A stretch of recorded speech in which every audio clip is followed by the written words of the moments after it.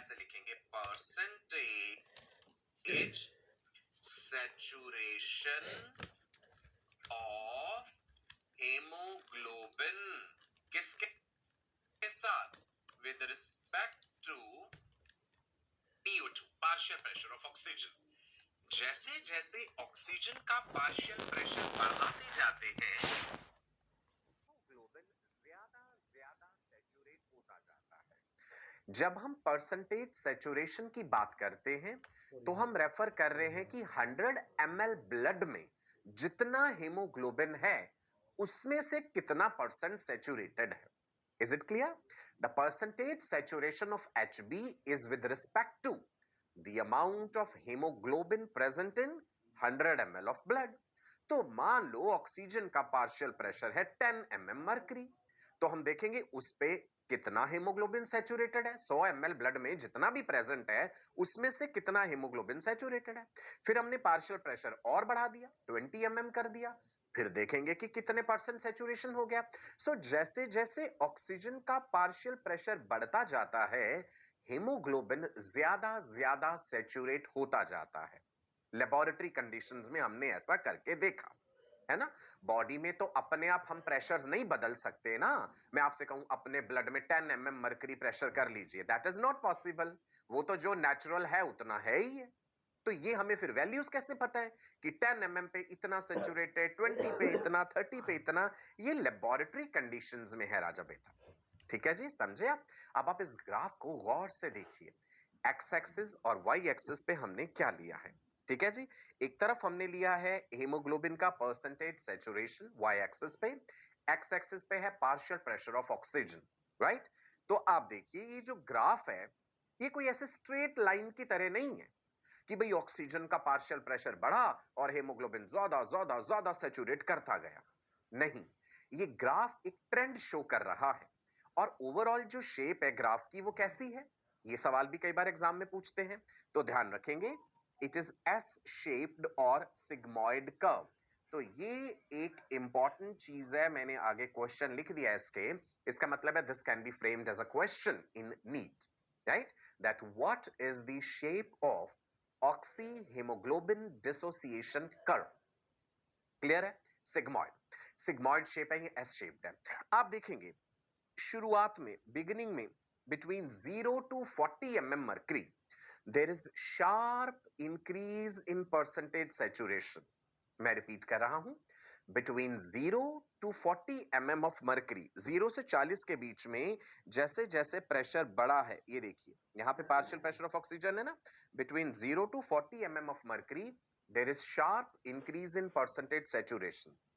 लेकिन बिल्कुल एंड में जाके देखिए यहां पे क्या हो गया, 70 mm मर्करी के बाद, 70 mm मर्करी के बाद यहां के आगे जब ऑक्सीजन का प्रेशर बढ़ा, 70 mm मर्करी के बाद जब ऑक्सीजन का पार्शियल प्रेशर बढ़ाया जाता है, there is not much increase in percentage saturation. So the last part of the curve is almost horizontal. Let me repeat. There is sharp increase in percentage saturation between 0 to 40 mm of mercury. So the first part of the curve is nearly vertical. Not much increase in percentage saturation is observed beyond 70 mm mercury. 70 mm mercury के बाद कोई खास बदलाव नहीं आ रहा. So the last part of the curve is almost flat. Overall the curve is sigmoid. ठीक है जी, समझ आ गई ये बात? शुरू में तेजी से ऑक्सीजन को पकड़ पकड़ के हीमोग्लोबिन सैचुरेट होता गया, बाद में एक ऐसा लिमिट आ गया भाई 70 mm प्रेशर के बाद अब कोई खास फर्क नहीं पड़ रहा है, इसीलिए ये कर्व की शेप ऐसी है। क्लियर हो गया? इसमें से क्या क्या सवाल पूछ सकते हैं, दोबारा से बता दूं। What is oxy haemoglobin dissociation curve? It is a graphical representation of percentage saturation of haemoglobin with partial pressure of oxygen. As we increase the partial pressure of oxygen haemoglobin ज्यादा ज्यादा सैचुरेट होता है, लेकिन the graph is not a straight line, ये sigmoid shape है, ये आपको ध्यान रखनी है। ठीक है मेरे राजा बेटा? चलो अब हम ये समझेंगे कि कौन कौन से फैक्टर्स हैं जो इस ऑक्सी हीमोग्लोबिन डिसोसिएशन कर्व को राइट की तरफ शिफ्ट कर सकते हैं। अच्छा ध्यान दीजिएगा, ये राइट की तरफ शिफ्ट होने का मतलब क्या है, समझो जरा, मैं आपको दिखाता हूं एक चीज। रफली बना रहा हूं बिल्कुल, है, देखना इधर, साथ साथ रनिंग नोट्स बनाते रहिएगा। मैंने कहा कि ग्राफ जो है हमारा ऐसा है, सिग्मॉइड शेप। अगर ये कर्व जो है राइट की तरफ शिफ्टेड है, राइट, दोनों तरफ हो सकता है, एक राइटवर्ड शिफ्ट, एक लेफ्टवर्ड शिफ्ट। मैं किसकी बात कर रहा हूं, लिखेंगे आप अपने नोट्स में, राइट वर्ड शिफ्ट। तो इसका मतलब है कि ऑक्सीहीमोग्लोबिन अनस्टेबल हो रहा है और अपनी ऑक्सीजन छोड़ रहा है। राइटवर्ड शिफ्ट मींस, समझना है ये टेक्निकली, राइट। मान लो ये तो एक्चुअल ग्राफ है अंडर नॉर्मल फिजियोलॉजिकल कंडीशंस, है ना, कि इतना बॉडी टेम्परेचर हो, इतना पीएच हो, तो उसमें आपको ऐसा ग्राफ मिलता है। अगर मैं एक ऐसा ग्राफ बनाऊं जो इस ओरिजिनल ग्राफ के हल्का सा राइट की तरफ है, ये देखो, ये डॉटेड लाइन में दिखा रहा हूं। सो इस राइटवर्ड शिफ्ट का मतलब ये है कि अब इस सिचुएशन में at any given partial pressure of oxygen, haemoglobin is holding less oxygen. यही तो हुआ, जो dotted dotted line rightward shifted है, जो हमने बनाई एक्सपेरिमेंटली, ये वैल्यूज करके ये ग्राफ प्लॉट करा, तो हमें ये मिला कि भाई अब जो है at any given partial pressure of oxygen, haemoglobin ने कम ऑक्सीजन पकड़ी है, मतलब ऑक्सीजन छोड़ दी है, हेमोग्लोबिन की अब एफिनिटी कम है।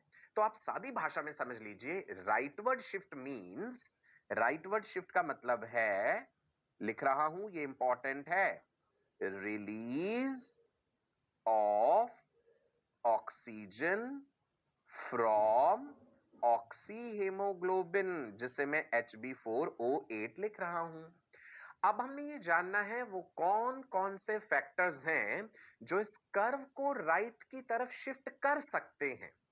तो इनडायरेक्टली मैं ये कहना चाह रहा हूं कि ऑक्सीजनेटेड ब्लड जब टिश्यू के लेवल पे पहुंचता है, ऐसे कौन कौन से फैक्टर्स टिश्यू लेवल पे ऑपरेट करते हैं जो ऑक्सी हीमोग्लोबिन को अनस्टेबल कर देते हैं, या ये कह लीजिए जो ऑक्सी हीमोग्लोबिन से ऑक्सीजन रिलीज करवा लेते हैं।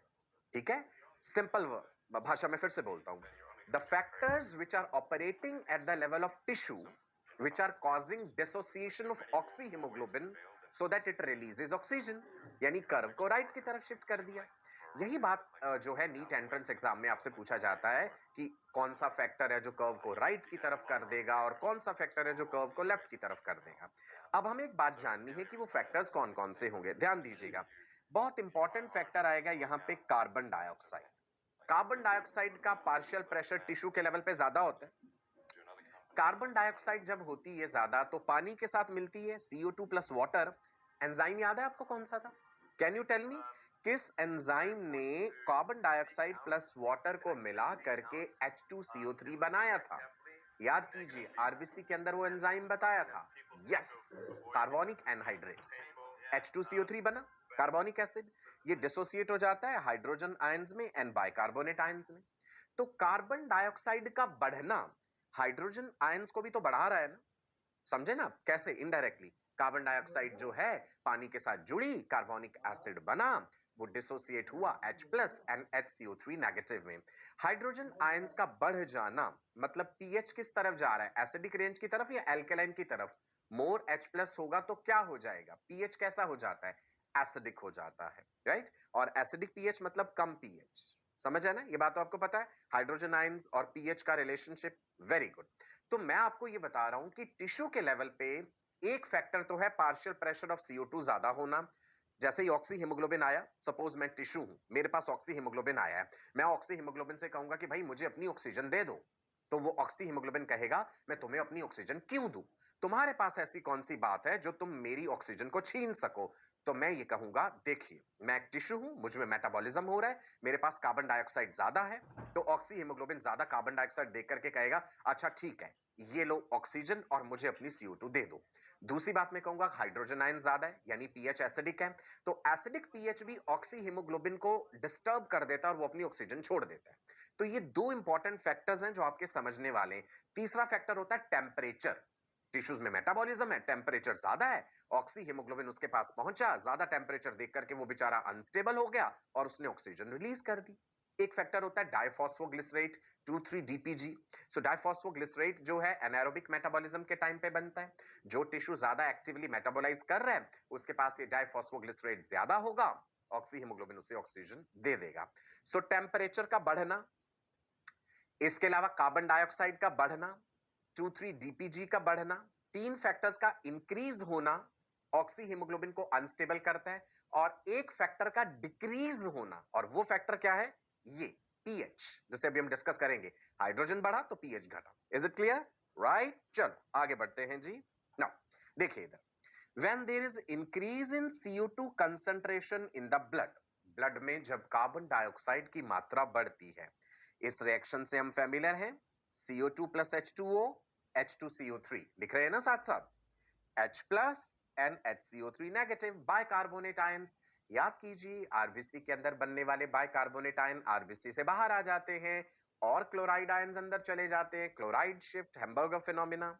चलो, higher H plus lowers the blood pH, important. Hydrogen ions का ज्यादा होना मतलब पीएच का कम हो जाना, right? Oxy haemoglobin dissociation curve shifts towards right side. या सादी भाषा में H प्लस बढ़ा, पीएच कम हुआ, एसिडिक सिचुएशन आई, ऑक्सी हीमोग्लोबिन ने कहा ये लो ऑक्सीजन मैंने छोड़ दी, यानी कर्व राइट की तरफ शिफ्ट हुआ। Is it clear? राइट? अब ये ध्यान देना, ये कर्व कोई हमारी बॉडी के अंदर थोड़े ना बना हुआ है, ये तो हमने ग्राफिकली वैल्यूज प्लॉट करके बना करके देखा। शरीर के अंदर ब्लड में थोड़े ना कोई ग्राफ ट्रेवल कर रहा है जो राइट और लेफ्ट की तरफ होगा। ये तो समझाने का एक तरीका है, समझ गए ना आप बात? ये चलिए जी, अब जानना है ये एक इंपॉर्टेंट चीज, that is Bohr's effect. Bohr effect क्या है? बोहर इफेक्ट है कि टिश्यू के लेवल पे कार्बन डाइऑक्साइड का लेवल ज्यादा होता है। कार्बन डाइऑक्साइड ज्यादा होने से हाइड्रोजन आयन ज्यादा हुए तो पीएच जो है वो कम हो जाता है, जिसके कारण ऑक्सी हीमोग्लोबिन अनस्टेबल होकर ऑक्सीजन छोड़ देता है और कर्व राइट की तरफ आता है। यही बात जो मैंने आपको समझाई, इसको हम बोहर इफेक्ट कह देते हैं। Shift to the right side, increased dissociation of Hb and there is release of oxygen. So आप देख लो, ये वाला ग्राफ जो है, सपोज व्हाइट वाला ग्राफ नंबर 1, 2 वाला जो है येलो कलर से दिखाया गया ग्राफ नंबर 2 हो गया। सो 1 क्या है? 1 वाला ग्राफ व्हाइट वाला नॉर्मल ब्लड पीएच पे है, नॉर्मल कार्बन डाइऑक्साइड पे है। भैया कार्बन डाइऑक्साइड अगर बढ़ गई, ये ऊपर वाला हायर कार्बन डाइऑक्साइड मतलब लोअर ब्लड पीएच, येलो वाला जो हमने दिखाया, तो मैंने दिखा दिया ना कर्व राइट की तरफ शिफ्टेड। सो राइटवर्ड शिफ्ट क्या डिनोट कर रहा है कि इस सिचुएशन में at any given partial pressure of oxygen, hemoglobin is holding less oxygen, it has released oxygen। मतलब यही निकलता है उस चीज का, राइट जी? चलिए जी आगे बढ़ते हैं। नाउ अब उल्टा कर लेते, हमने कहा कि कार्बन डाइऑक्साइड बढ़ी तो ये हुआ, अगर कार्बन डाइऑक्साइड कम हुई तो इसका मतलब है अब ऑक्सी हीमोग्लोबिन कहेगा हाँ भैया मैं आराम से शांतिपूर्वक तरीके से बैठूंगा, अब तो मजा आ गया, CO2 नहीं है, अब तो मैं ऑक्सीजन नहीं छोड़ूंगा। यानी कर्व लेफ्ट की तरफ शिफ्टेड है। जो फैक्टर कार्बन डाइऑक्साइड बढ़ने पे कर्व राइट की तरफ शिफ्टेड था, उसी फैक्टर के कम होने पे, CO2 कम होने पे कर्व लेफ्ट की तरफ शिफ्टेड है। मींस दैट जब कर्व लेफ्ट की तरफ शिफ्टेड है, at any given partial pressure of oxygen haemoglobin is holding more oxygen. उल्टा हो गया उस चीज। when there is decrease in CO2 concentration in the blood, तो उस समय क्या हो जाता है? जब डिक्रीज हुआ है कार्बन डाइऑक्साइड का कंसंट्रेशन, मतलब पीएच जो है अब वो ज्यादा है। तो अब जो है पीएच ज्यादा हो जाने पे ऑक्सी हीमोग्लोबिन डिसोसिएट नहीं करेगा भाई फिर आसानी से। इज इट क्लियर जी? राइट नाउ अब एक बार पीएच को रिलेट कर लेते हैं इससे। देखो H प्लस बढ़ा, एसिडिक सिचुएशन बढ़ी, मतलब पीएच डाउन, उल्टा रिलेशन है। H प्लस कम हुआ मतलब एसिडिक सिचुएशन कम हुई, एसिडिटी कम हुई, मतलब ये पीएच ज्यादा है। ठीक है जी, H प्लस और पीएच का रिलेशनशिप ऑलरेडी भी आप जानते हैं, मैंने इस स्लाइड के जरिए आपको दोबारा से समझा दिया।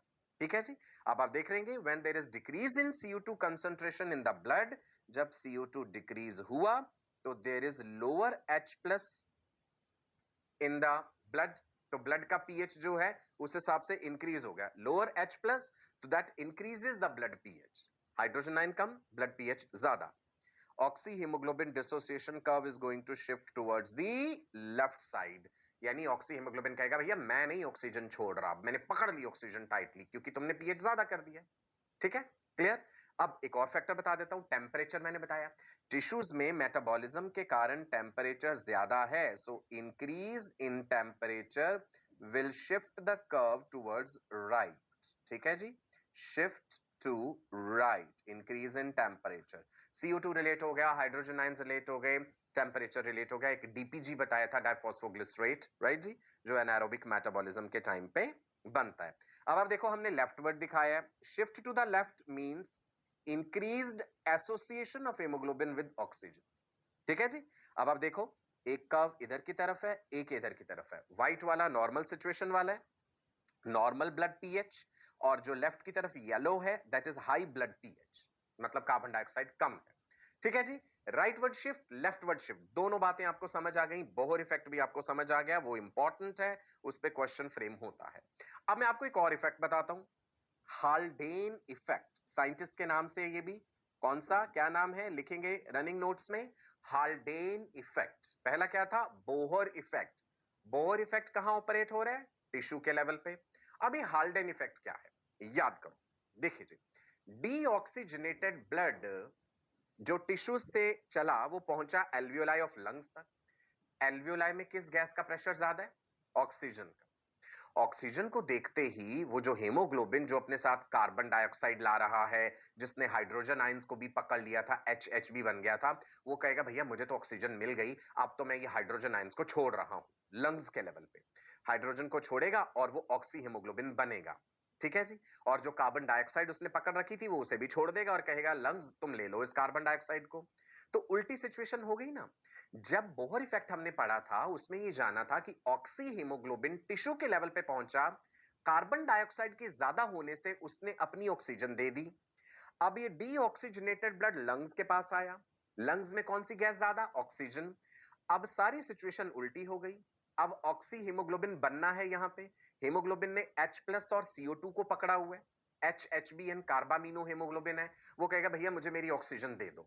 ऑक्सीजन लेके ऑक्सी हीमोग्लोबिन बना, उसने हाइड्रोजन आयंस को छोड़ा, तभी हम कहते हैं that oxyhaemoglobin behaves as a mild acid, वो हाइड्रोजन आयंस को छोड़ रहा है और कार्बन डाइऑक्साइड को भी छोड़ रहा है, तो कार्बन डाइऑक्साइड एल्वियोलाई को दे दी गई। तो हाल्डेन इफेक्ट लंग्स के लेवल पे ऑपरेट हो रहा है और CO2 की डिलीवरी करवा रहा है एल्वियोलाई को। बोहर इफेक्ट टिश्यू के लेवल पे ऑपरेट हो रहा है और ऑक्सीजन की डिलीवरी करवा रहा है टिश्यू को। तो राइट, इज इट क्लियर? ठीक है, चलो हाल्डेन इफेक्ट क्या है, increase in oxygen causes release of CO2 from HB into lungs. ठीक है, this means that when O2 is bound to HB, its affinity for CO2 is reduced. Simple, बना के भी दिखा देता हूं, ये रहा जी एल्वियोलाई, एल्वियोलाई के सामने ये रही ब्लड वेसल। ठीक है जी, ब्लड वेसल के अंदर आरबीसी है, आरबीसी के अंदर ये सब कुछ हो रखा है ना, मैं आरबीसी नहीं दिखा रहा, मैं आपको ऐसे रफली दिखा रहा हूं। ब्लड में जो HHB बना था, जैसे ही एल्वियोलाई में ऑक्सीजन का प्रेशर ज्यादा देखा उसने, तो इसका मन बेईमान हो गया, इसने कहा भैया मुझे तो ऑक्सीजन दे दो मेरी, मैं तो हाइड्रोजन आयंस को छोड़ रहा हूं। ठीक है जी, तो ये बन जाएगा यहां पे क्या, ये बन जाएगा ऑक्सी हीमोग्लोबिन Hb4O8। अब ये हाइड्रोजन आयंस यहां से फ्री हो गए, हाइड्रोजन आयंस कहेंगे भैया हम तो बाइकार्बोनेट आयंस हमें चाहिए। बाइकार्बोनेट आयंस तो आरबीसी से बाहर निकल के प्लाज्मा में चले गए थे, याद है क्लोराइड अंदर आया था, बाइकार्बोनेट बाहर गए थे प्लाज्मा में, प्लाज्मा में जाके सोडियम के साथ जुड़े थे और सोडियम बाइकार्बोनेट बना था। तो अब वो सोडियम बाइकार्बोनेट डिसोसिएट हो जाएगा और इनको इनके बाइकार्बोनेट आयंस मिल जाएंगे। ठीक है, ये खुश हो जाएंगे, ये कहेंगे अच्छा थैंक यू, तुमने हमारे बाइकार्बोनेट आयंस हमें दे दिए। और अब सिचुएशन क्या हो जाएगी, ये बन जाएगा कार्बोनिक एसिड H2CO3। H2CO3 यानी रिएक्शंस रिवर्स हो रही हैं, ये वाटर एंड CO2 में टूट जाएगा, तो CO2 डिलीवर कर दी जाएगी किसको, एल्वियोलाई को। यही कहानी है हाल्डेन इफेक्ट की। इज इट क्लियर जी? सो कहानी शुरू कहां से हुई कि ऑक्सीजन का ज्यादा पार्शियल प्रेशर देखते ही HHB ने हाइड्रोजन आयंस छोड़े, हाइड्रोजन आयंस ने कहा हमें बाइकार्बोनेट आयंस दे दो, जो तुमने बाहर भेजे थे आरबीसी से प्लाज्मा में और क्लोराइड शिफ्ट कराया था, अब रिवर्स क्लोराइड शिफ्ट होगा, जो क्लोराइड आयंस अंदर एंटर करे थे ना आरबीसी में, अब वो बाहर निकलेंगे प्लाज्मा में जाके अपने सोडियम को पकड़ लेंगे और सोडियम क्लोराइड बन जाएगा। ठीक है, बाइकार्बोनेट आयंस अंदर आ जाएंगे, H प्लस के साथ जुड़ेंगे H2CO3 कार्बोनिक एसिड, वो डिसोसिएट करेगा, वाटर एंड CO2 में। मतलब जो सारी रिएक्शंस हुई थी टिश्यू पे कार्बन डाइऑक्साइड को पिक करते समय, लंग्स पे पहुंच के वो सारी रिएक्शंस रिवर्स हो जाएंगी और कार्बन डाइऑक्साइड दे दी जाएगी अल्वियोलाई को। Right, this all is very important. याद रखिएगा, मैंने एकदम सिंप्लीफाइड तरीके से आपको समझाया है। आपने रनिंग नोट्स भी बनाए हैं, ये बड़े इंपॉर्टेंट है, इनको आज के आज ही रिवाइज कर लीजिएगा। राइट, चलिए जी आगे बढ़ते हैं। अब आपको बताने जा रहा हूं आर्टिफिशियल रेस्पिरेशन के बारे में। कई बार ऐसे हालात आ जाते हैं, आगे जाकर के आपने डॉक्टर बनना है, आप ये सिचुएशंस फेस करेंगे कि पेशेंट की सांस रुक गई अचानक, दिल की धड़कन भी रुक गई। राइट, तो आप उसे ऐसे तो नहीं मरने देंगे। हम अपनी तरफ से भरसक प्रयत्न करेंगे, पूरी कोशिश करेंगे कि किसी प्रकार से हम पेशेंट की जान बचा लें। When a person stops breathing because of drowning, कोई मान लीजिए पानी में डूब गया है, राइट, आपने उसे बाहर निकाला, सांस रुक गई है। इलेक्ट्रिक शॉक, बिजली का तेज झटका लगने से। एक्सीडेंट हुआ है, कोई गैस पॉइजनिंग हुई है। एनेस्थीसिया यानी बेहोशी का जो दवाई है, एनेस्थेटिक ड्रग का अगर ओवरडोज हो जाए तो उससे भी हो जाता है, स्टॉप्स ब्रीदिंग। एंड इन दो situations artificial respiration is required. So यहां पे लिखा है when is artificial respiration required. कब ऐसी आवश्यकता पड़ेगी कि as a doctor, as a health worker, आप पेशेंट की जो रुकी हुई सांसें हैं उन्हें रिज्यूम करवाने की कोशिश करें। समय नहीं है, मेडिकल साइंस की यही बात है। आपकी ऑब्जर्वेशन इतनी क्विक होनी चाहिए और रिएक्ट करने का टाइम इतना फास्ट होना चाहिए कि विद इन सेकेंड्स आप ये डिसाइड कर लें कि हमें करना क्या है, बिकॉज ये जीवन और मृत्यु का सवाल है। यहां पे सेकेंड चांस नहीं देती है जिंदगी, आपको सेकंड चांस इतनी आसानी से नहीं देती है। So when is artificial respiration required? When a person is has stopped breathing because of drowning, electric shock, accident, gas poisoning, anesthesia। तब हमें हो सकता है मैनुअली उसे उसकी मदद करनी पड़े, मैनुअल मेथड या मैकेनिकल मेथड। आपने कई बार अगर हॉस्पिटल्स विजिट करे हो तो आपने वेंटिलेटर्स भी देखे होंगे, सुना होगा आपने वेंटिलेटर के बारे में भी, कि जब हमें पेशेंट को आर्टिफिशियली बाहर से ब्रीद करवाना पड़ता है। पहले हम मैनुअल मेथड देख लेते हैं, है ना। मैनुअल मेथड में क्या है, आप देखिए यहाँ पे मान लीजिए पेशेंट आपके सामने लेटा है, राइट। तो आपने क्या करना है, उसका सिर थोड़ा पीछे को करना है ताकि ठुड्डी चेन जो है हल्की ऊपर उठा दी जाए, इस पोजीशन में उसे लाना है, ठीक है। अब एक बार आप अपना कान जो है उसके मुंह के पास ले जा करके सुनेंगे, क्या सांस लेने की आवाज आ रही है या नहीं आ रही है, राइट। गौर से सुनिए, गहराई से 7 8 10 सेकंड तक ऑब्जर्व कीजिए। नहीं आ रही तो इमीडिएटली जो है आपको एक्शन लेना पड़ेगा, राइट जी। एक्शन क्या है, हमें CPR जो है करना पड़ेगा। आपको क्या करना है, अपने दोनों हाथ जो हैं इस तरह से, राइट, ऐसे मजबूती से हमने अपने दोनों हाथ जो रख लिए, एक के ऊपर एक हथेली मजबूती से रख के उसके चेस्ट रीजन पे जोर जोर से, लगभग इतने जोर से कि 2 इंच के करीब नीचे जो है दबाव पड़े, पूरे जोर से हमने बार बार पुश करना है उससे, राइट। 1 मिनट में कई बार आपको ऐसा करना है, तेजी से, क्विकली, और आपको काफी समय तक करते रहना है। कोशिश कीजिए, 1 मिनट करने के बाद थोड़ा सा रुकिए, फिर करिए, बिकॉज जब सांसें रुक गई हैं, इवन दिल की धड़कन रुकी है, तब भी 4 से 6 मिनट के भीतर आप उस पेशेंट की जिंदगी, उसका जीवन वापस ला सकते हैं। आपका सतर्क होना, आपका एक्टिव होना ही ये डिसाइड करेगा कि आप कितने बेहतरीन डॉक्टर हैं, कितने बेहतरीन मेडिकल स्टूडेंट हैं, राइट जी। This is what is the CPR technique, is it clear, right. दूसरा हमने क्या करना है कि माउथ टू माउथ ब्रीदिंग भी हम उसे करा सकते हैं। पेशेंट का आपने मुंह खोला, नाक को जो है बंद कर दिया और अपना मुंह बिल्कुल उसके मुंह के पास लगाया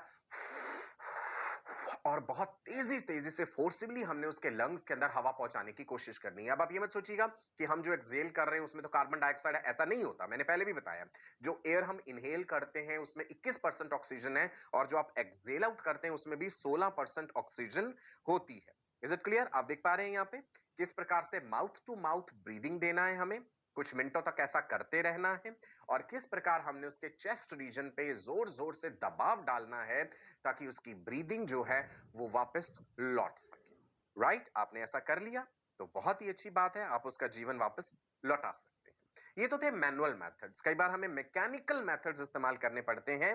सो मैकेनिकल मेथड होता है, it is the use of instruments to help breathe, right जी। ट्रेकियोस्टमी ट्यूब होती है जिसमें ट्रेकिया को कट करके हमें अंदर ट्यूब डालनी पड़ती है, दैट इज ट्रेकियोस्टमी ट्यूब। ये प्रोसीजर्स आप देखेंगे आगे जाके कि मेडिकल स्टूडेंट जब आप बन जाएंगे इंशाल्लाह। Use of instruments to help breathe, जिसमें आयरन लंग, ये आयरन लंग मशीन है, आप देख पा रहे हैं जिसमें कि ऐसा प्रेशर क्रिएट करा होता है कि लंग्स में दोबारा से ब्रीदिंग रिज्यूम हो सके। ये भी आप अपनी जब आगे पढ़ाई करेंगे मेडिकल साइंस की, ये सारी चीजें आप देखेंगे। आपने वेंटिलेटर के बारे में भी सुना होगा और देखा भी होगा।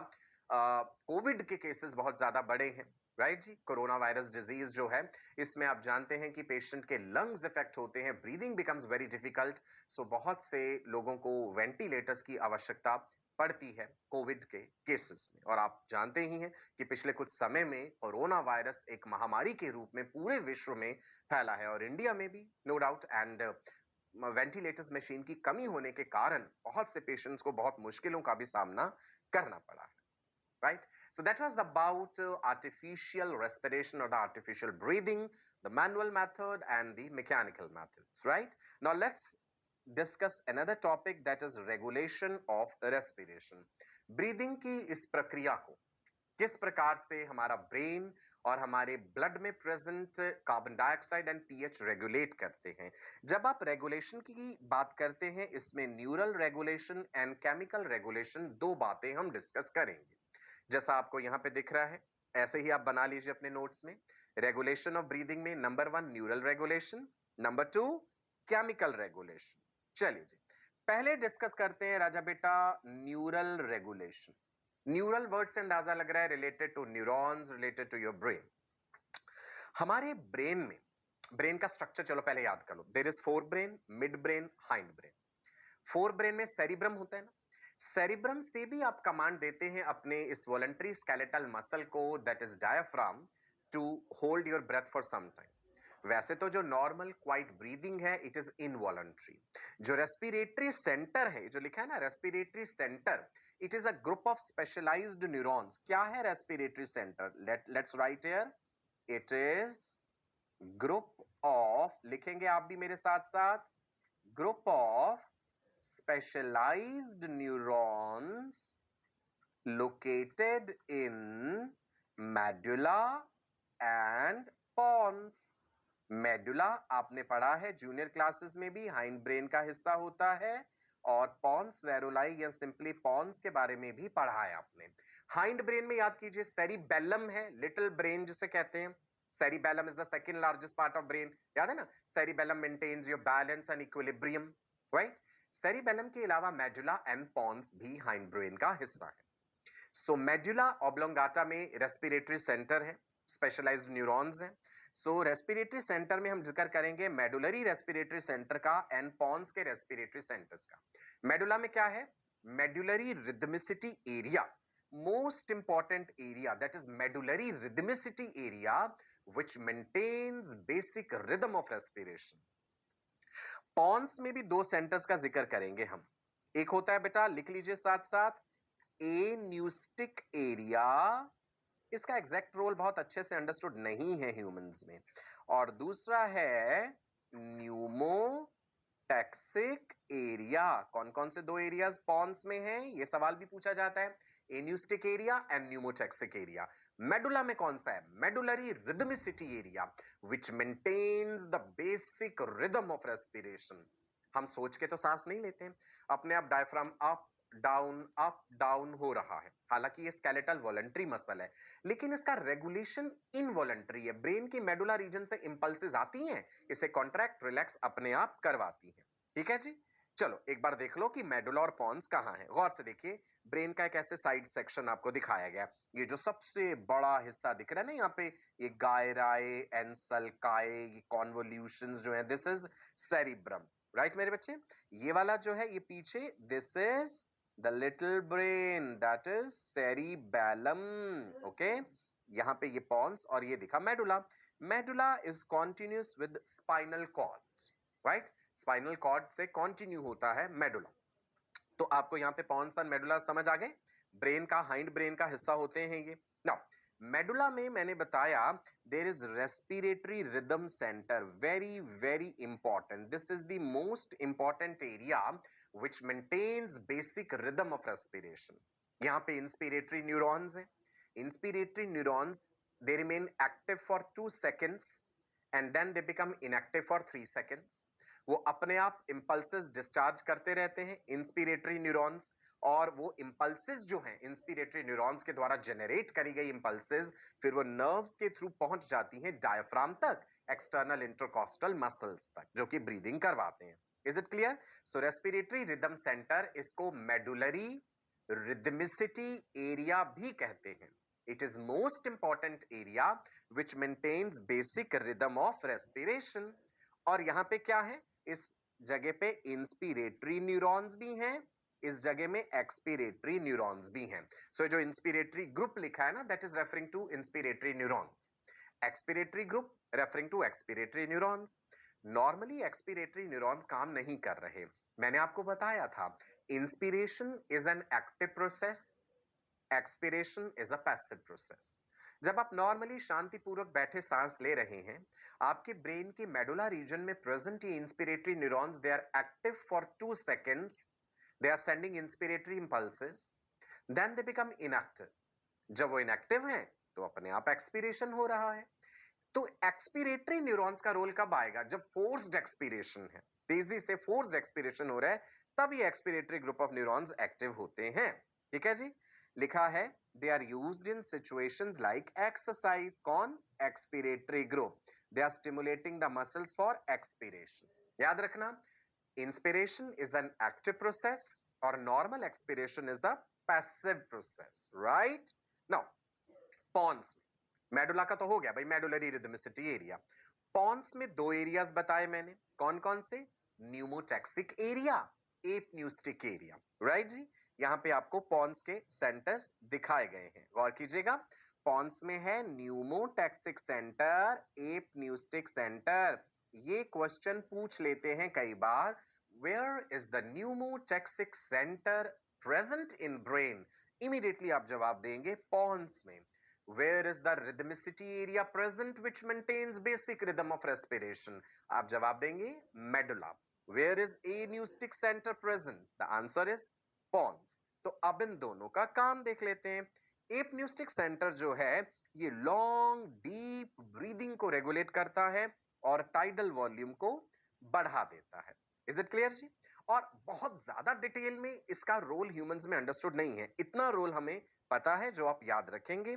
न्यूमोटैक्सिक सेंटर जो है ना, इसको कहते हैं switch off point of respiration. It is controlling this thing, right? जब यहां से तेजी से इंपल्सेस आएंगे ना, तो इंस्पिरेशन कम हो जाती है शॉर्ट ड्यूरेशन की। जैसे मान लो हम ऐसे सांस लेते हैं ना, ऐसे हाफना भी जैसे कहते हैं। So this is happening when the impulses from pneumotaxic centre are strong, so it moderates respiration, it reduces inspiration duration, right ji?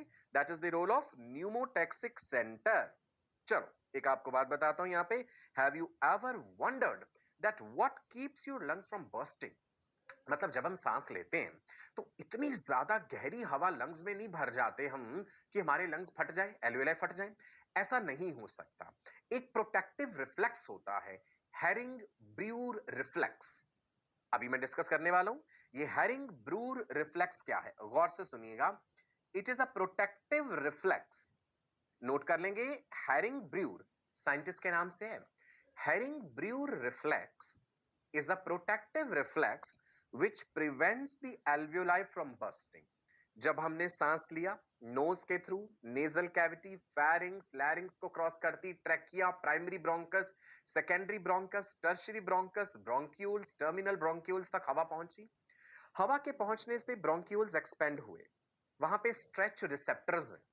Stretch receptors हैं जो डिटेक्ट कर लेंगे कि स्ट्रेच हुआ है और वो वापस मैसेज भेज देंगे ब्रेन को कि बस इंस्पिरेटरी न्यूरॉन्स, अब तुम इंपल्सेस मत भेजो, तुमने और ज्यादा इंपल्सेस भेजी तो लंग्स फट जाएंगे, right? So it is a protective reflex कि कैसे एयर अंदर पहुंचती है और स्ट्रेच रिसेप्टर्स को पता चलता है। Maximum air gets filled in the alveoli, it activates stretch receptors, important, present in the terminal bronchioles। ये बात इंपॉर्टेंट है, stretch receptors present in terminal bronchioles activate हो जाते हैं, जिसके कारण ये रिफ्लेक्स इनिशिएट होता है।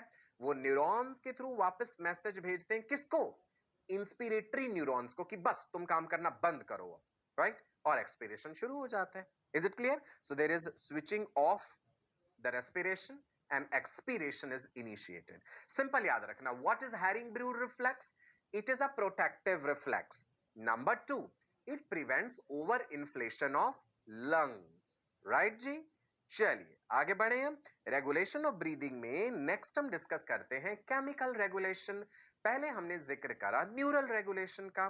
केमिकल रेगुलेशन में हम ये पढ़ेंगे कि हमारे ब्लड का पीएच और हमारे सेरिब्रोस्पाइनल फ्लूइड सीएसएफ का पीएच और हमारा कार्बन डाइऑक्साइड का कंसंट्रेशन जो है, ये जो केमिकल्स है, ये किस प्रकार से ब्रीदिंग की प्रक्रिया को प्रभावित कर रहे हैं.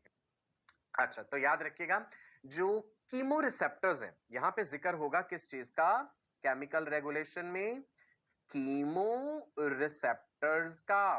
What are chemoreceptors? They are specialized receptors present in your medulla also, as well as aortic bodies and carotid bodies. मैं जिक्र करूंगा अभी aortic bodies का भी और carotid bodies का भी. So chemoreceptors जो है हमारा ब्रेन का जो मेडुला रीजन था, रेस्पिरेटरी रिदम सेंटर, उसके पास लोकेटेड है. सेंट्रल chemoreceptors उन्हें कहते हैं. They are very sensitive to slight changes in partial pressure of carbon dioxide and hydrogen ion concentration. हल्का सा भी CO2 का लेवल बढ़ा, मेडुला की तरफ जो ब्लड वेसल ब्लड लेके आ रही है, उसमें CO2 का लेवल अगर ज्यादा हुआ तो सेंट्रल कीमो रिसेप्टर्स को पता चल जाएगा और वो ब्रेन के बाकी इंपॉर्टेंट एरियाज को बता देंगे कि भैया ब्लड का CO2 लेवल बढ़ा हुआ है, तो ब्रीदिंग को तेज कर दो ताकि CO2 बाहर एक्सेल हो जाए और ऑक्सीजन अंदर आए. अब आप कहेंगे कि CO2 का लेवल कैसे बढ़ेगा? चलो आप अपनी सांस रोक के देख लो. थोड़ी देर तक आप सांस रोके रखिए. क्या आपको पता है कोई भी इंसान अपनी सांस खुद अपने आप इतनी ज्यादा देर तक होल्ड नहीं कर सकता कि वो मर जाए. CO2 का लेवल जैसे जैसे बिल्डअप होने लगेगा, ब्रेन को ये पता चलेगा और इतनी स्ट्रॉन्ग इंपल्सेस आएंगी आपके डायफ्राम एंड इंटरकॉस्टल मसल्स के पास कि आपको ब्रीद करना ही पड़ेगा. सो याद रखिएगा कीमो रिसेप्टर्स दो तरह के हैं राजा बेटा. एक है central chemo receptors. The central chemoreceptors are located on the surface of medulla. Note कर लीजिए. एंड दूसरे कौन से हैं? The other are peripheral chemoreceptors. Peripheral chemoreceptors कहां कहां लोकेटेड हैं वो अभी हम जिक्र करेंगे. एक तो आर्च ऑफ आयोटा में, जहां पे आयोटिक बॉडीज है उनका नाम, राइट जी, और दूसरे हैं कैरोटिड बॉडीज, राइट. ये पेरिफेरल कीमो रिसेप्टर्स. ठीक है जी, राइट जी, नोट कर लिया ना आपने. कीमो रिसेप्टर्स दो तरह के, central chemo receptors surface of medulla, peripheral chemo receptors aortic bodies and carotid bodies में. चलो जी, अब मैं बताता हूं ये कैरोटिड बॉडीज क्या है, ये आयोटिक बॉडीज क्या है. पहले समझो कैरोटिड बॉडीज. जब मैं आपको सर्कुलेटरी सिस्टम पढ़ाऊंगा ना, उसमें बताऊंगा नेक रीजन में कैरोटिड आर्टरीज होती हैं. ये जो आपका लैरिंग्स रीजन है ना, इसके पास आप अपने हाथ से ऐसे महसूस कीजिएगा, थोड़ा जोर से दबाइएगा, बहुत ज्यादा जोर से नहीं. आपको एक पल्सेटिंग सेंसेशन महसूस होगी, ऐसे धक धक धक धक जैसे होता है ना, पल्स होती है. ये देखो ऐसे ऐसे हो रहा है ना. सो यहां पे जो है कैरोटिड बॉडीज और कैरोटिड साइनस है. ये जो पल्सेटिंग सेंसेशन हो रही है वो कैरोटिड साइनस के कारण है. कैरोटिड आर्टरीज जहां पे बाइफरकेट करती हैं, ये बाइफरकेशन दिखाया गया ना, ये आर्टरीज कौन सी है राजा बेटा? ये हैं कैरोटिड आर्टरीज. कहां प्रेजेंट हैं? नेक रीजन में, right. Carotid arteries are present in your neck region, जहां पर वो दो भागों में बटी, एक्सटर्नल कैरोटिड, इंटरनल कैरोटिड, इनकी ब्रांच होती है. वहां पे ये कैरोटिड बॉडीज प्रेजेंट हैं and they are very sensitive to changes in H+ and CO2.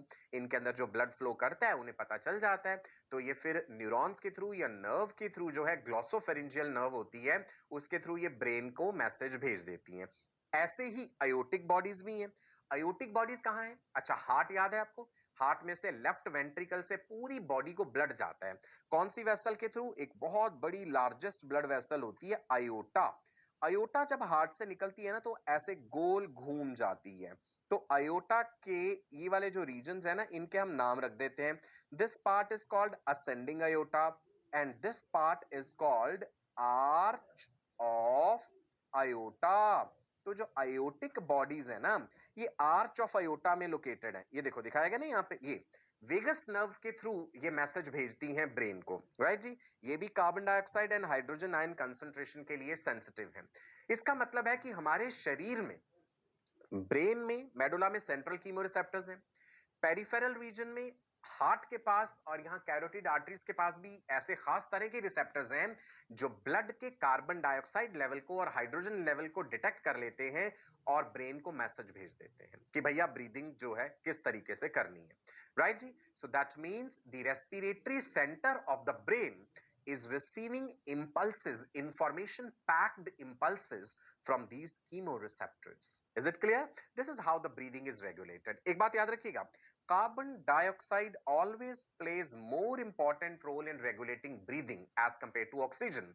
Carbon dioxide का हल्का सा भी बढ़ जाना एक बहुत इफेक्टिव स्टिमुलस होता है ब्रीदिंग को तेज कर देने के लिए। ऑक्सीजन का बहुत ज्यादा कम होना इन रिसेप्टर्स को स्टिमुलेट करता है, पेरिफेरल कीमोरिसेप्टर्स को। Peripheral chemoreceptors play much important role when we move to high altitude, जहां पे कार्बन डाइऑक्साइड का लेवल इतना नहीं बदलता, ऑक्सीजन का लेवल काफी कम हो जाता है। सो वहां पे ये पेरिफेरल कीमोरिसेप्टर्स ज्यादा इंपॉर्टेंट रोल प्ले करते हैं। Is it clear? Right. Regulation of breathing, neural regulation, chemical regulation. चलिए जी आगे बढ़ते हैं। नाउ अब इसी पूरी चीज को हमने इस पूरे फ्लो चार्ट की फॉर्म में आपको दिखा दिया है, गौर से देखिएगा। Normal concentration of CO2 and H plus ions, जब concentration of CO2 and H plus ion alter होगा तो carotid body and aortic body को ये पता चल जाएगा, राइट। मेडुला को भी पता चल जाएगा, मेडुला के पास सेंट्रल कीमोरिसेप्टर्स, ये वाले पेरिफेरल कीमोरिसेप्टर। तो ब्रेन से जो रेस्पिरेटरी रिदम सेंटर है उसने मैसेजेस भेजे डायफ्राम को और एक्सटर्नल इंटरकॉस्टल मसल्स को और सारा ब्रीदिंग रेगुलेट हो गया। तो एक ही स्लाइड में आपको ये पूरा सीक्वेंस समझा दिया गया है, राइट। बढ़ सकते हैं आगे। चलिए अब देखते हैं एक छोटा सा सवाल, क्वेश्चन टाइम। सबसे पहले ऑल द बेस्ट सभी को, सही जवाब दीजिएगा। इजी क्वेश्चन है जो मैंने पढ़ाया है, बस उसी में से पूछ रहा हूं आपसे। What is the medullary centre for respiration called? Let me repeat, what is the medullary centre for respiration called? Is it Pons respiratory center? Is it respiratory rhythm center? Is it inspiratory center? Is it expiratory center? The answer to this is respiratory rhythm center, जिसे हम medullary rhythmicity area भी कहते हैं। Most important area which maintains basic rhythm of respiration. It has inspiratory neurons, it has expiratory neurons also. चलिए जी अब आता है इस चैप्टर का बिल्कुल लास्ट हिस्सा, दैट इज रेस्पिरेटरी डिसऑर्डर्स। एक बार जल्दी से इन डिसऑर्डर्स के बारे में भी जान लेते हैं। तो हमारे पास सबसे पहले है माउंटेन सिकनेस। माउंटेन सिकनेस से क्या मतलब है? ऑल्टीट्यूड सिकनेस भी कहते हैं।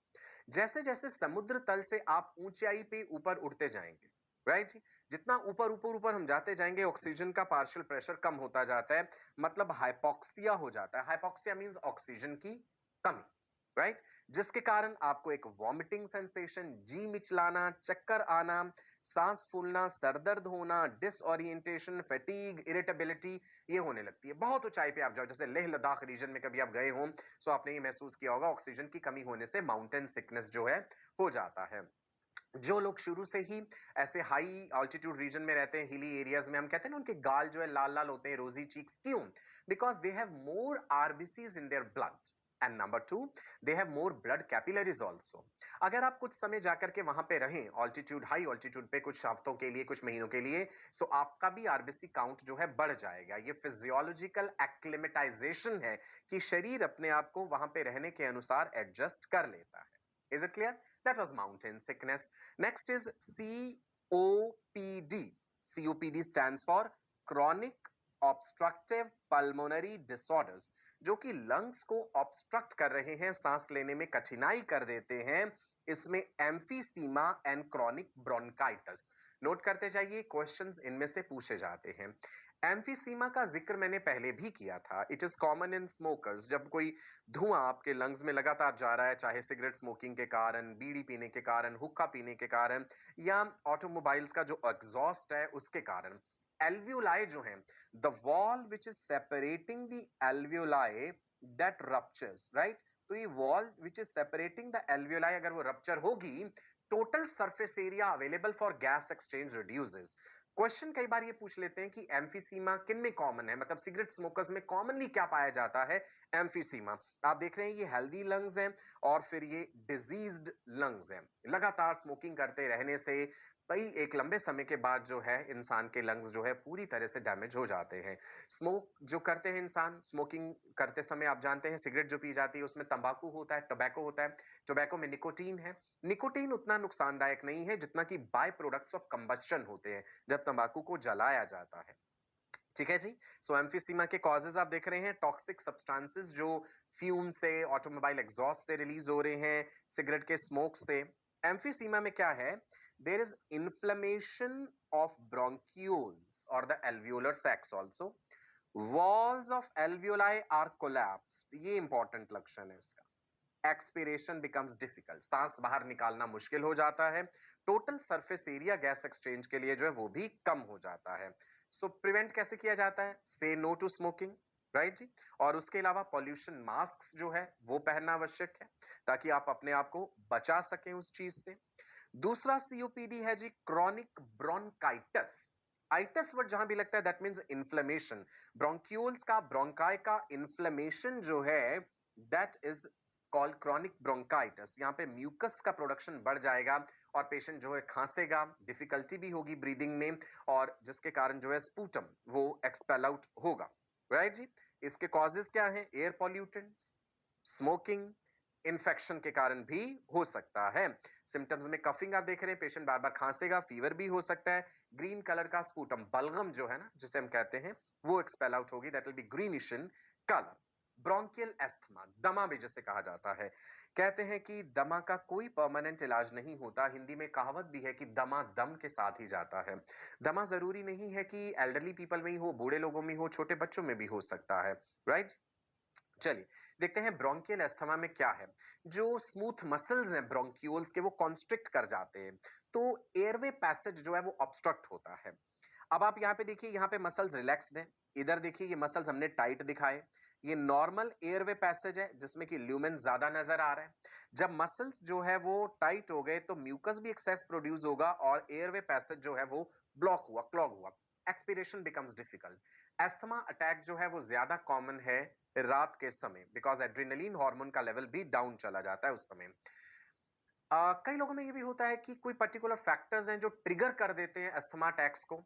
डस्ट होना, पॉल्यूशन होना, किसी फ्रेग्रेंस से, सिगरेट के स्मोक से, कुछ केमिकल से, पेस्ट्स जो होते हैं घर में, मोल्ड या फंगस लगे हुए हैं, कई कारण हो सकते हैं। पॉलन ग्रेन्स भी हो सकते हैं ऐसा एजेंट जिसके कारण अस्थमा अटैक जो है वो ट्रिगर हो जाता है।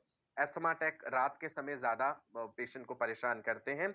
ब्रीदिंग में डिफिकल्टी है, कफिंग है, फीवर भी हो सकता है इसमें इंसान को कभी कभी। पल्मोनरी ट्यूबरकुलोसिस जिसे हम टीबी भी कहते हैं। अच्छा ध्यान रखना, ट्यूबरकुलोसिस जरूरी नहीं है लंग्स का हो। ट्यूबरकुलोसिस जो है शरीर में कई ऑर्गन्स को इफेक्ट कर सकता है। TB bacteria, mycobacterium tuberculosis spinal cord को इफेक्ट कर सकता है, जॉइंट्स को, आईज को, यूट्रस को, फेलोपियन ट्यूब को। जो लंग्स को इफेक्ट करता है माइकोबैक्टीरियम ट्यूबरकुलोसिस, उस वाले टीबी को पल्मोनरी ट्यूबरकुलोसिस कहते हैं। Lungs are the favourite site of the bacteria. इसमें क्या है जी, लंग टिश्यू डिस्ट्रॉय होता है, it is replaced by the fibrous connective tissue. Patient में एक लो ग्रेड फीवर बना रहेगा। खांसी हो ये जरूरी नहीं होता, कुछ केसेस में खांसी हो भी सकती है, कुछ में नहीं भी हो सकती। ब्रीदिंग जो है वो डिफिकल्ट हो जाती है। और टीबी का पूरा इलाज है, पेशेंट को लंबे समय तक दवाइयां लेनी पड़ती हैं, और दवाइयां जब एक तब बार शुरू कर दी हैं तो बीच में नहीं छोड़नी होती, वरना ड्रग रेजिस्टेंस हो जाता है। आपने बड़े बड़े हॉस्पिटल्स के बाहर होर्डिंग्स देखे होंगे, टीबी के लिए डॉट्स अपनाएं। आप जानते हैं डॉट्स क्या है? Directly observed treatment short course, एक डब्ल्यूएचओ के द्वारा बनाई गई स्ट्रेटेजी थी टीबी को फाइट करने के लिए। फिर से ढूंढिएगा डॉट्स के बारे में, it's related to tuberculosis, right जी। बैक्टीरिया का नाम याद रखेंगे, माइकोबैक्टीरियम ट्यूबरकुलोसिस। सिम्टम्स में कफिंग है, छाती में दर्द होगा पेशेंट को, भूख लगना कम हो जाता है, लॉस ऑफ एपेटाइट, ठंड लग सकती है, चिलिंग, वेट लॉस है, थकावट रहना, बुखार होना, नाइट स्वेट्स। अब जरूरी नहीं है हर इंसान में ये सारे सिम्टम्स हो। ट्यूबरकुलोसिस के लिए टेस्ट किया जाता है, मांटुक्स टेस्ट कहते हैं उसे। टीबी का टेस्ट है, उससे कंफर्म हो जाता है ट्यूबरकुलोसिस। Next is pneumonia.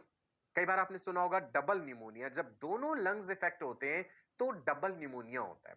उसमें बैक्टीरिया क्या है, पॉजिटिव एजेंट्स कई तरह के हो सकते हैं। स्ट्रेप्टोकोकस न्यूमोनिया हो सकता है पॉजिटिव एजेंट, माइकोप्लाज्मा हो सकते हैं, प्रोटोजोन्स हो सकते हैं, कई वायरसेस भी हो सकते हैं निमोनिया के positive agents, right. Streptococcus pneumonia याद रखिएगा, ये इंपॉर्टेंट है। छोटे बच्चों में भी निमोनिया हो सकता है, ऑक्सीजन टिश्यूज तक जब प्रॉपर नहीं पहुंचेगी।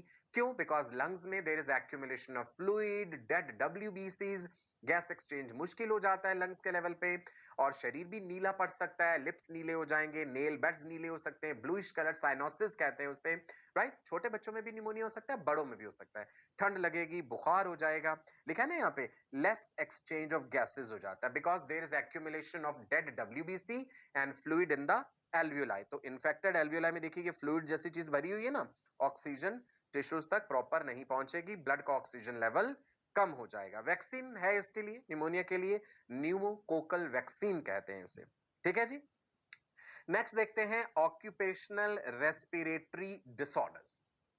किसी भी इंसान की ऑक्यूपेशन से रिलेटेड है, कोई फैक्ट्री में काम करता है या फिर ईंट के जो भट्टे होते हैं, कोयले की खदानें हैं, वहां पे उठने वाला जो धुआं है, डस्ट है, फ्यूम्स हैं, केमिकल्स हैं, वो लगातार धीरे धीरे लंग्स में इकट्ठे होते रहते हैं, जिसके कारण एक लंबे समय के बाद लंग्स को इररिपेयरेबल डैमेज हो जाता है, फाइब्रस टिश्यू बन जाता है लंग्स में, और फिर उसका इलाज नहीं हो पाता। So occupational respiratory disorders, they are related to occupation of a person। Mining industry हो गया जैसे, राइट जी, स्टोन ग्राइंडिंग, स्टोन ब्रेकिंग, जैसे एस्बेस्टस शीट्स वाली फैक्ट्रीज में जो काम करते हैं उन्हें एस्बेस्टोसिस हो जाता है। सिलिका एक्यूमुलेट होने के कारण लंग्स में सिलिकोसिस हो जाता है, और कोल डस्ट के कारण एंथ्राकोसिस हो जाता है। Anthracosis is related to what? Coal dust, ठीक है जी।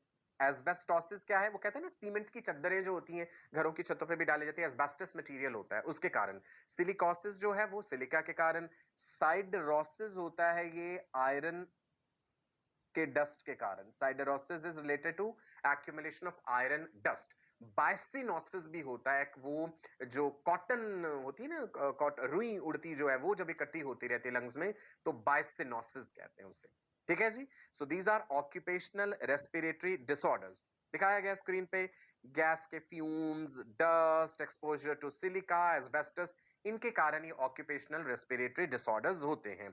लंग्स में इररिपेयरेबल डैमेज हो जाता है, फिर जिसका इलाज कर पाना आसान नहीं होता। तो इसीलिए ध्यान रखना चाहिए, ऐसी फैक्ट्रीज में जो वर्कर्स काम करते हैं वो पूरे प्रिवेंटिव मेजर्स जो हैं उन्हें वो लेने चाहिए। अपना मुंह प्रॉपरली मास्क से है जो ढका हुआ हो। आपको अलग अलग ऑक्यूपेशन यहाँ पे दिखाए गए हैं, वर्कर्स दिख रहे हैं, जिस भी तरह के प्रोफेशन में हैं वो, अगर वहां पे कोई धूल, मिट्टी, धुआं, डस्ट, फ्यूम्स हैं तो उनसे अपने आप को बचाव रखना जरूरी है।